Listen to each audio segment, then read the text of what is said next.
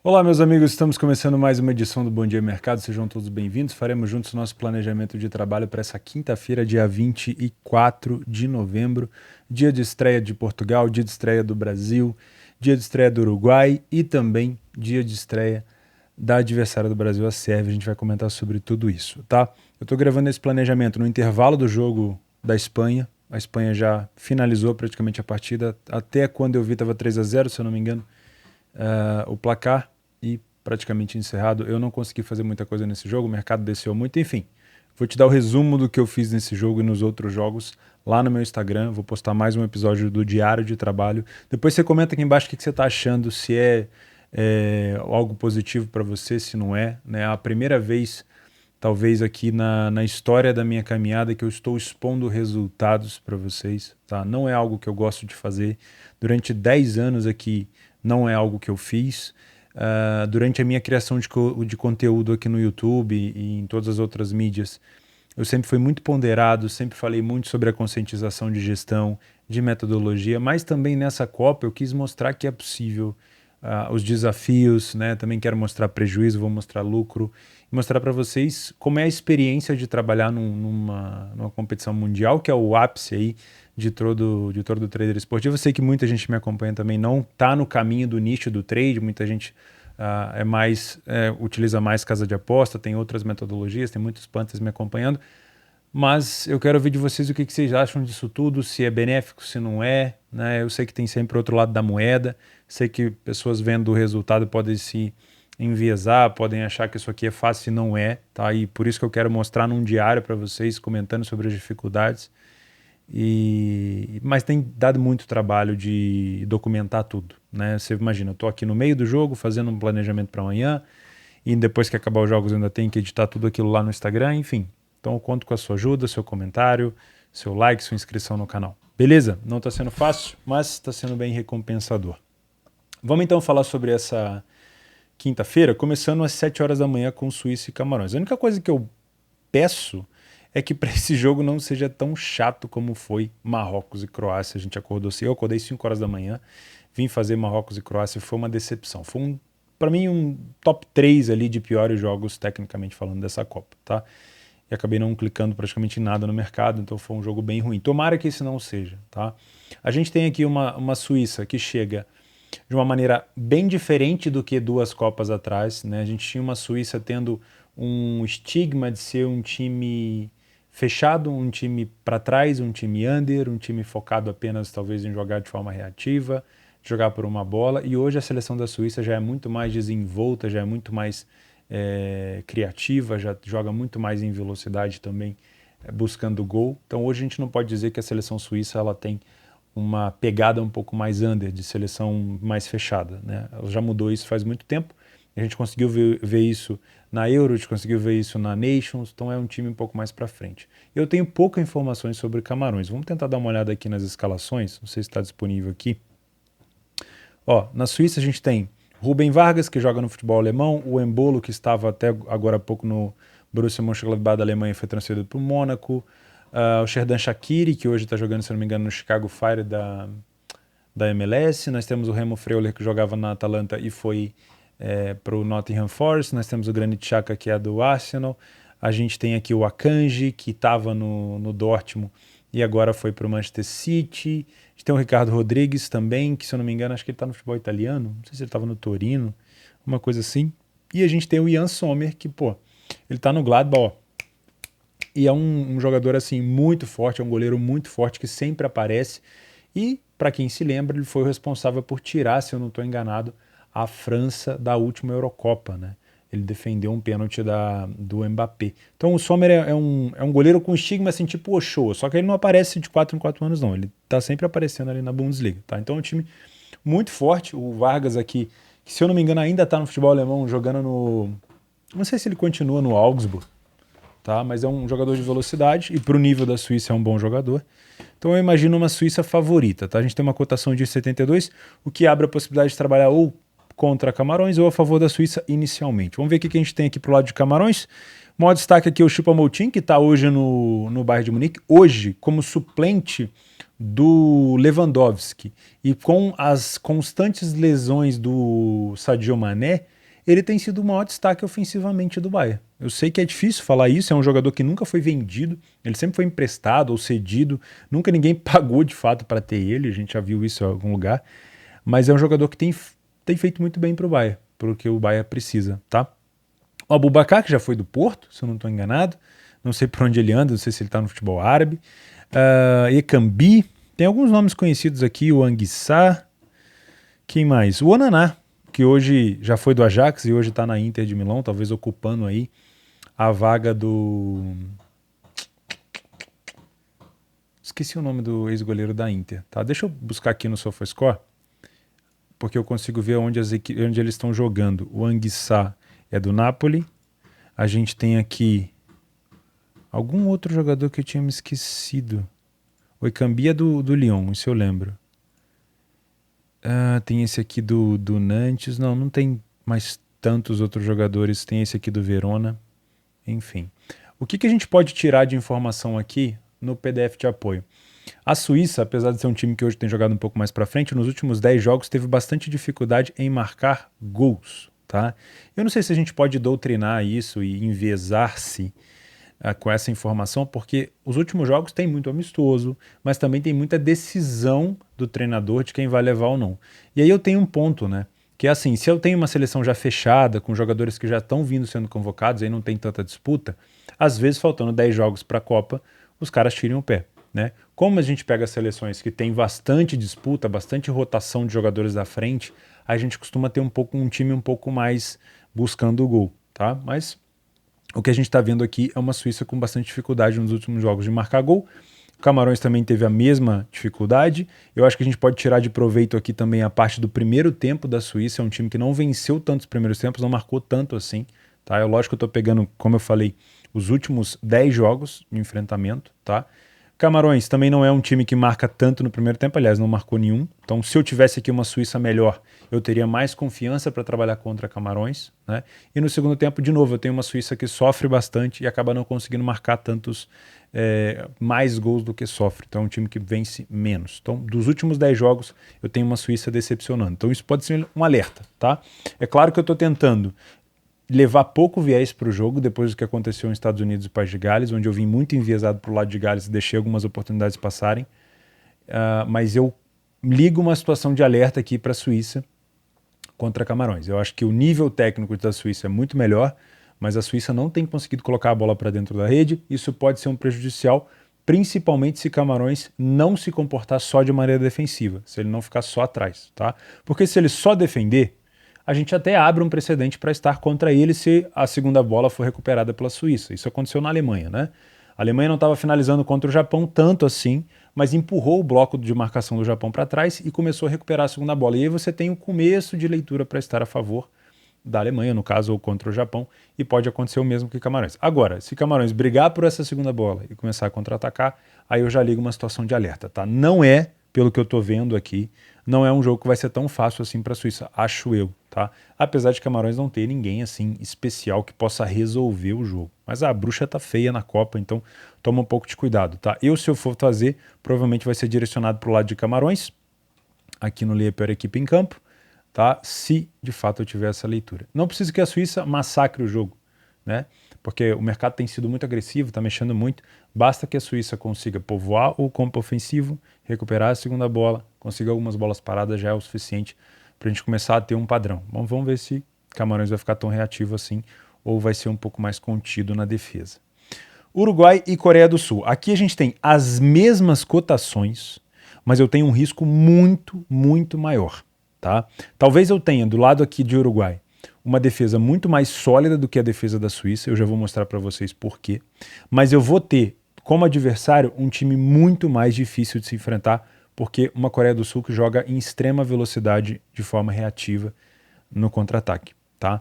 Então, ao mesmo tempo que eu posso ter uma Suíça povoando o campo ofensivo, o campo defensivo no caso de Camarões, e Camarões dificilmente recuperando a segunda bola, se eu tiver isso do lado do Uruguai, eu vou tomar ainda mais cuidado, porque basta uma recuperação de segunda bola para a Coreia do Sul, para ela poder me levar perigo. Então existe um risco eminente aqui de eu tomar talvez um gol contra, se eu estiver trabalhando contra a Coreia do Sul, se eu não me atentar nessa possibilidade de contra-ataque. E aí é o seguinte, para quem gosta de se antecipar no mercado, já tomar posição pré-live, tem muita gente que está fazendo isso aqui na Copa do Mundo, o posicionamento da última linha ofensiva da Coreia do Sul vai te dar muito indício do que pode acontecer, mesmo antes dos contra-ataques começarem a acontecer.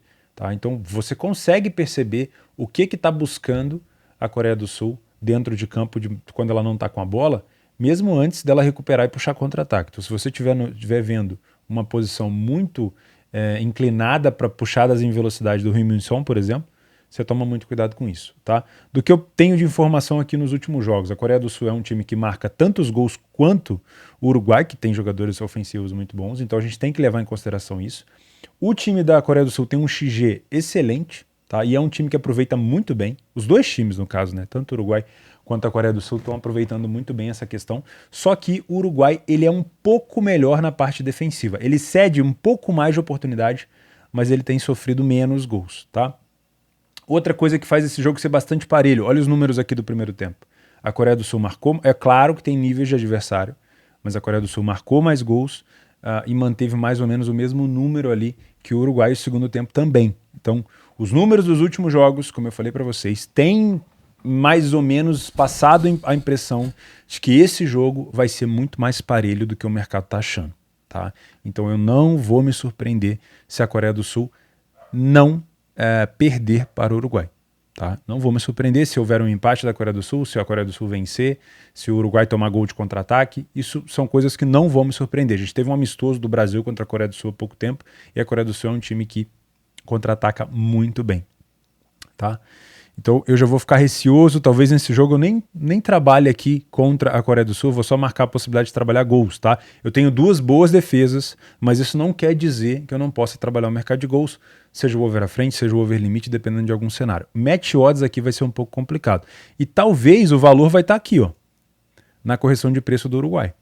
Se eu tiver uma Coreia do Sul bem postada e brigando pela segunda bola. Não adianta nada você tentar corrigir odd de favorito se o time minimamente não recupera uma segunda bola. O que é uma segunda bola? É um cruzamento para a área, é uma tentativa de finalização e é esse rebote que você tem de novo para estar de frente para o gol e começar de novo a sua situação de ataque. Se você recupera isso, você já está muito mais superior do que o seu adversário dentro de campo.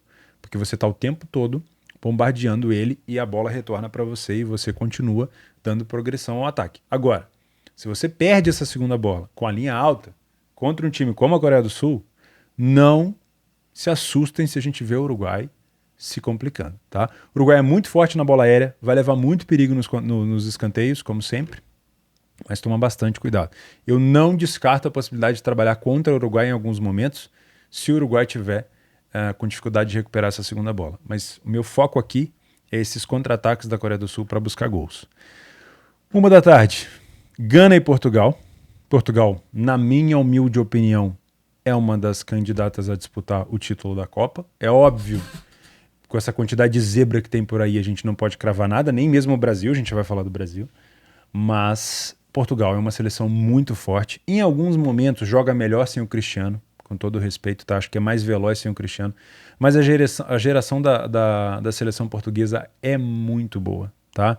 Eu não sei qual vai ser a formação de fato. A gente tem o Rafael Leão aqui, diferente da última Euro, que é um cara que despontou no Milan, que está jogando muita bola, é um jovem jogador assim que vai ter muito, muito, muito futuro pela frente na seleção. Cara, e eu gosto demais da seleção de Portugal, tá? Demais mesmo. É um time muito forte pelo alto, muito forte na bola parada, muito bom de transição. Quando tá vencendo, se sair na frente de Gana, provavelmente vai ter espaço para ampliar o placar. E eu vou em busca desse possível back, tá? Eu preciso de Portugal muito forte na recuperação de segunda bola, como eu falei para vocês, e não deixando a Gana contra-atacar. O que a gente tem de especial aqui nos jogadores de Gana? O Iñaki Williams, eu acho que é o maior destaque. A gente pode puxar na parte ofensiva, jogador do Athletic Bilbao, tá? A gente tem o Thomas Partey, que é do Arsenal, se eu não estou enganado. Aliás, é uma base muito forte do futebol inglês, tá? Vou pegar aqui para vocês darem uma olhada. Como tem uma base de futebol inglês esse time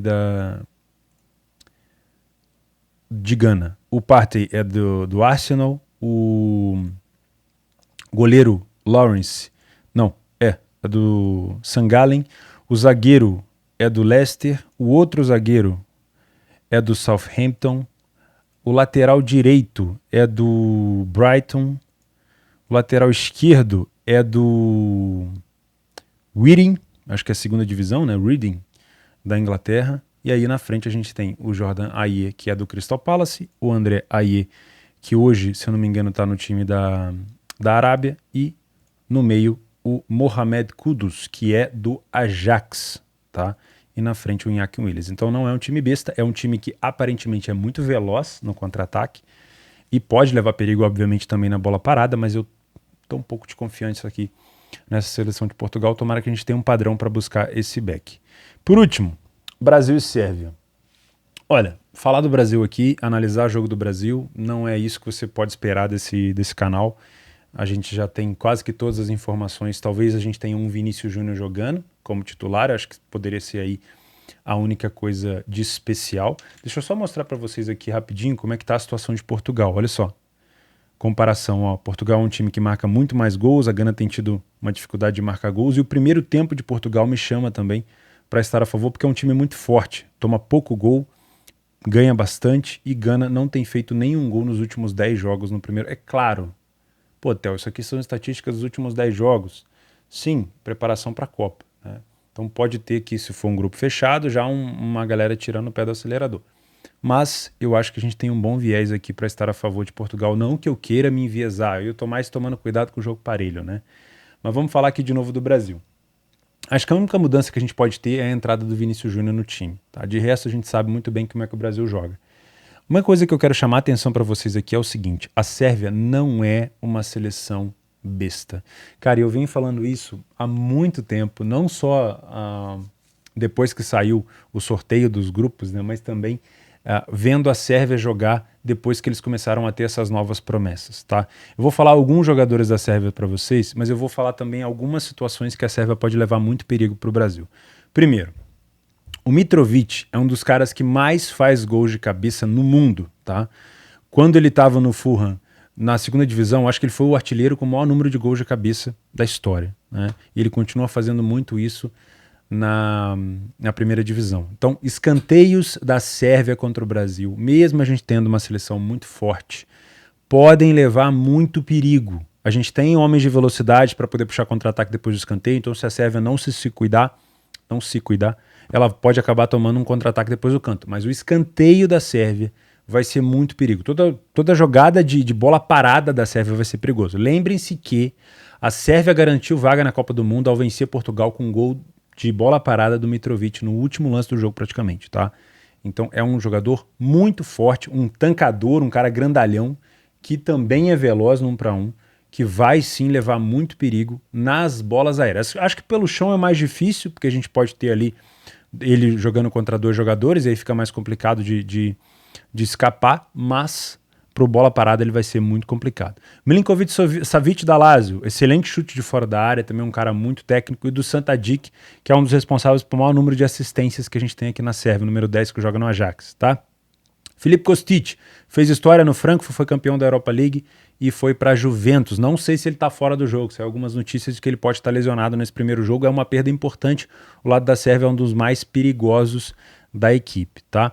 Aí a gente tem o Nikola Milinkovic também, que é um excelente jogador, e o Vanja Milinkovic-Savic, que é o goleiro. Cara, são excelentes jogadores, e a gente ainda não falou do Dusan Vlahovic, que eu não sei se vai estar disponível para jogar na frente, junto aqui com o Mitrovic, que também é um jogador excepcional. Se a gente pegar aqui os reservas que estão disponíveis na seleção da Sérvia, deixa eu entrar aqui dentro da Sérvia para ver quem foi convocado. Olha só. Atacantes. O Luka Jovic, que foi do Real Madrid, que nesse momento, acho que não está dando para vocês verem muito bem, deixa eu passar para cá. Aí, beleza. O Luka Jovic, que foi jogador do Real Madrid, fez história também no Frankfurt e agora está na Fiorentina. Do Dusan Vlahovic e o Aleksandar Mitrovic. Do Santadic, do Ajax, Milinkovic-Savic, da Lazio, Kostic da Juventus, o Handonjic, do Torino, Grujic, do Porto. Cara, tem vários jogadores excepcionais aqui, mas eu sempre fico com os jogadores de frente, que para mim são os mais perigosos, tá? Então, assim, cuidado com a bola parada da Sérvia, cuidado com o jogo que a Sérvia vai fazer de transição. Eu acho muito plausível imaginar um Brasil quase que 60%, 70% da bola e uma Sérvia jogando em transição. Mas é muito mais perigoso quando a Sérvia joga com o Vlahovic na frente para puxar contra-ataque do que quando a Sérvia joga com o Mitrovic, porque o Vlahovic ele é mais veloz, tá? Apesar dos dois serem bons pivôs, o Vlahovic ele é um pouco mais veloz. Para mim, o Brasil é favorito, e se ele encurralar a Sérvia ao ponto de recuperar todas essas segundas bolas, o Brasil vai sim ter muita facilidade de encontrar os espaços, porque poucas seleções ainda nessa Copa utilizaram a jogada de 1 para 1. E o Brasil é um time muito forte nisso para quebrar as linhas, tá? Talvez o Mbappé contra a Austrália tenha utilizado isso, mas o nível técnico da Austrália não favorece tanto. Então, o Mbappé colocava na frente e ia muito fácil. Agora, tirando a França, poucos jogadores utilizaram da questão tática e da questão técnica, desculpa, para poder furar linhas de defesa. E eu acho que se a Sérvia estiver muito bem postada, o Brasil consegue furar isso. O que vai dificultar para o Brasil? Não recuperar as segundas bolas, porque os contra-ataques da Sérvia podem ser perigosos, principalmente se o Kostic estiver jogando pela esquerda e o Vlahovic estiver na frente, e tomar muito cuidado com as bolas paradas. Tirando isso, acho que o Brasil pode sim ter um controle do jogo, que pode oferecer para a gente uma possibilidade talvez de trabalhar esse layer para a equipe em campo a Sérvia, mas de novo, a bruxa está solta, a zebra está solta, e apesar de ser brasileiro, eu trabalho o jogo de maneira comum. Na última Copa do Mundo eu trabalhei a eliminação do Brasil para a Bélgica, e se eu me propus a trabalhar esse jogo, se eu não vou beber, se eu não vou fazer churrasco, se eu sentar aqui para trabalhar esse jogo, analisar o jogo com o menor número de clubismo possível, tá? É sempre assim que eu faço. Então, se eu for trabalhar nessa partida e o Brasil tiver dificuldade, a gente pode sim buscar talvez alguns escanteios da Sérvia. Uma coisa que tem acontecido bastante nessa Copa, aconteceu hoje na Alemanha. Se um time toma o gol pro lado do Brasil, por exemplo, se o Brasil sai atrás e se abala, a gente pode ter uma correção do Brasil muito grande no segundo tempo, dando oportunidade de trabalho. E ao mesmo tempo, se eu tenho uma Sérvia que sofrendo gol, mas que não se abalou, buscando ir para cima, e o Brasil talvez um pouco desconcentrado, não buscando tanto o segundo gol, a gente pode ter uma recuperação de resultado da Sérvia, pelo menos um empate. Então, se você tiver em lucro no jogo, se você tiver método para isso, você pode buscar esse tipo de situação. Claro que eu estou tentando cercar aqui de todos os lados, mas não dá para aproveitar tudo, tá? Não dá para estar em todas as situações se não for o seu método. Beleza? Para mim, se eu pudesse listar aqui opções que a gente pode ter de risco, Uruguai contra a Coreia do Sul, eu acho que a gente pode ter aqui uma surpresa. Não vou em momento algum me surpreender se a Coreia do Sul vencer ou empatar com o Uruguai. E Camarões contra a Suíça, porque o nível técnico da Suíça ele varia muito ao longo do jogo, tá? Então eu prefiro uma Suíça defendendo, contra-atacando, do que uma Suíça propondo o jogo, né? Então vamos ver. Agora, Gana e Sérvia, eu sei mais ou menos como jogam, como devem se comportar, e tudo vai passar pela recuperação de segunda bola no campo ofensivo, tá? De resto, toma muito cuidado com os cantos e com as bolas paradas da Sérvia. Antes da gente terminar, não esquece, para esse jogo do Brasil, mod de 10 para o Brasil vencer a Sérvia. Se você não tem conta na Betfair, clica aqui embaixo, se inscreve. E vou deixar aqui também o PDF de apoio para quem é membro do canal, tá bom? Não esquece de se inscrever, de deixar o like no vídeo, e é sempre um prazer. Não esquece também de me acompanhar lá no Instagram para você ver o diário dessa Copa do Mundo. Um abraço, é sempre um prazer.